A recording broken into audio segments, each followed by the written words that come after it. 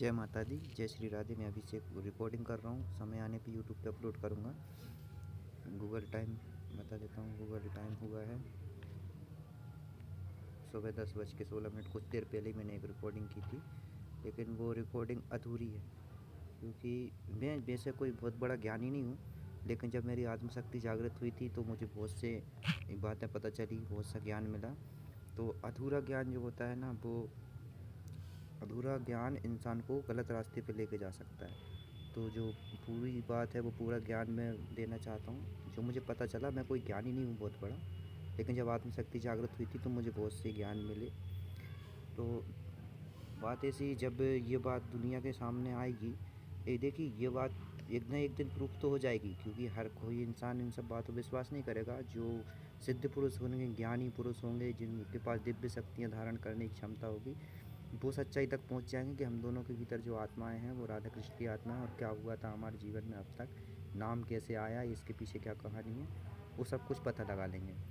तो अब मैं ये बोलना चाह रहा हूँ कि पूरी सच्चाई बताता हूँ, कि क्योंकि संसार में कुछ ऐसे भी मनुष्य हैं, साधक भी हो सकते हैं। मैं किसी का ऐसा बोल के अपमान नहीं करना चाहता, लेकिन किसकी बुद्धि कब विपरीत हो जाए, विपरीत दिशा में चलने लगे, कुछ कहा नहीं जा सकता।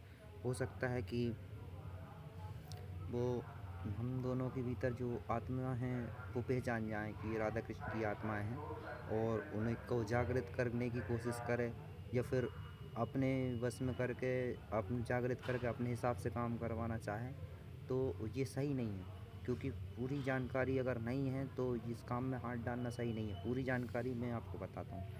क्या होता है कि हम मनुष्य के भीतर जो आत्माएं होती हैं वो किसी न किसी लोक से आती हैं, कोई देवलोक से आती हैं, कोई किसी लोक से, कोई किसी लोक से।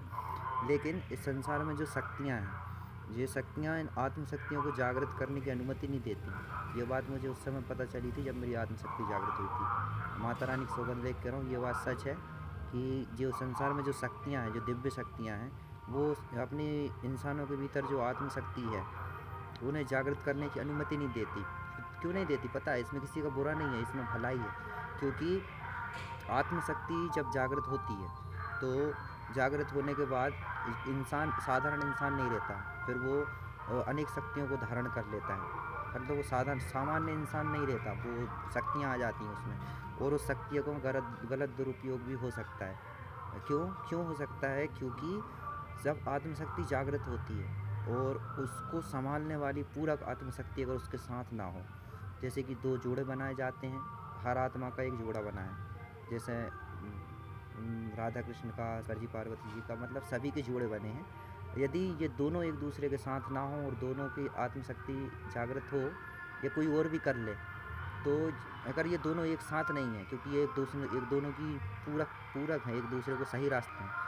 अगर ये जागृत होने के बाद या जागृत होने से पहले अलग हो जाए, या अलग रहकर जागृत करने की कोशिश करी जाए ना, तो ये जो है ना सही रास्ते पर नहीं चल सकते, और ये कोई ना कोई ऐसा काम ज़रूर कर देती हैं कि जो आने वाले समय पे भविष्य के लिए, मतलब कुछ ना कुछ बहुत बड़ी दुर्घटना या फिर बहुत बड़े विनाश का कारण बनती हैं। और ये सब पहले भी हो चुका है। पहले जो समय था, सिद्ध पुरुष, ज्ञानी पुरुष, महापुरुष जो थे, वो जानते थे कि आत्मशक्ति जागृत कर लेंगे तो बहुत कुछ, वो एक बहुत बड़े महान इंसान बन जाएंगे, और सिद्ध पुरुष, ज्ञानी पुरुष बन जाएंगे, और समाज में इज्जत, मान सम्मान, सब कुछ मिलेगा।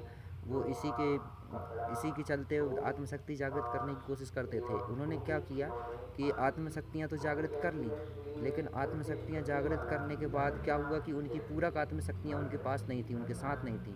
तो वो सही रास्ते की जगह रास्ता भटक गए, और वो सही करना चाहते थे लेकिन सही हुआ नहीं, गलत हो गया। होता क्या है कि जब पूरक आत्मा एक दूसरे के साथ रहती हैं तो उनकी बुद्धि सही चलती है। ये बात पूरी तरीके से सच है।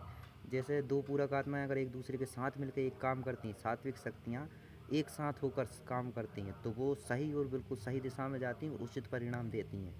और यदि वो किसी कारण से अलग हो जाएं, जागृत होने के बाद अलग हो जाएं, तो वो गलत परिणाम देती हैं। इसलिए आत्मशक्ति को जागृत करने की अनुमति कोई भी देवी देवता या सात्विक शक्ति, कोई भी शक्ति नहीं देती, क्योंकि आत्मशक्ति जागृत होना तभी संभव होता है जब उसे कि उसकी पूरक आत्मा भी उसके साथ हो। तो मुझे तो मेरे आत्मा की पूरक आत्मा मिल गई, तो मेरा मतलब ये है कि जैसे जब किसी को साधक को या किसी ज्ञानी मुनि ब्राह्मण को, अब ये सब बातें साधारण इंसान के समझ में नहीं आएंगी, क्योंकि ये सब बातों को समझने के लिए कोई बहुत गुणी ज्ञानी, कोई सिद्ध पुरुष, दिव्य शक्तियों को धारण करने वाले बाबा बैरागी मनुष्य ही समझ पाएंगे कि ये बातें सब सच हैं।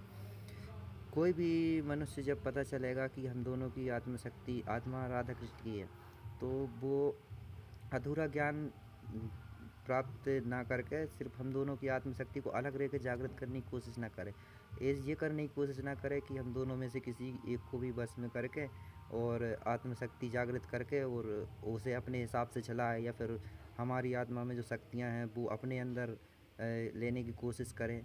इससे क्या होगा, इससे दुष्परिणाम ही निकलेंगे सामने। क्यों? क्योंकि आपकी और उनके भीतर जो आत्मशक्ति, वो एक दूसरे की पूरक शक्तियाँ नहीं हैं, और वो सही दिशा में नहीं चल सकती। क्यों सही दिशा में नहीं चल सकती? क्योंकि यही होता है, जब तो जिनके जोड़े बनाए गए हैं वो साथ रहते हैं तो सही चलते हैं। तो कहीं ना कहीं आप अगर ऐसा करेंगे तो आने वाले समय के लिए सही नहीं होगा, और बहुत बड़ा विघ्न बाधा उत्पन्न हो सकती है। आने वाले समय के लिए, संसार के लिए बहुत बड़ा संकट उत्पन्न हो सकता है। तो हाथ जोड़ के विनती है, मेरी निवेदन है कि अगर किसी को ये बात पता चल भी जाए, कोई भी साधक हो, साधु संत ज्ञानी मुनि महात्मा हो, कि अलग रह के अगर हमारी आत्मशक्ति जागृत करने की कोशिश करेंगे तो ये समय सही नहीं होगा।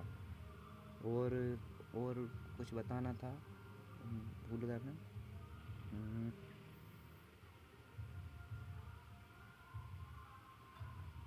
हम्म, थोड़ी देर के लिए पॉज कर देता हूँ, मुझे कुछ याद नहीं आ रहा है, याद करना है। ठीक है, मैंने रिज्यूम की और फिर से गूगल टाइम एक बार फिर से रिफ्रेश कर देता हूँ।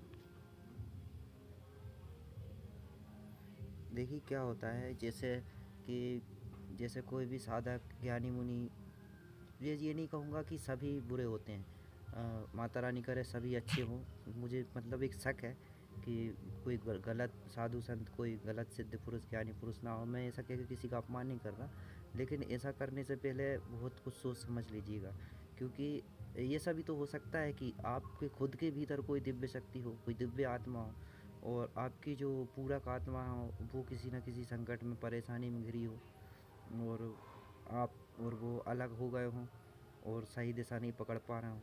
तो ऐसा भी सोच सकते हैं कि खुद की आत्मशक्ति जागृत करके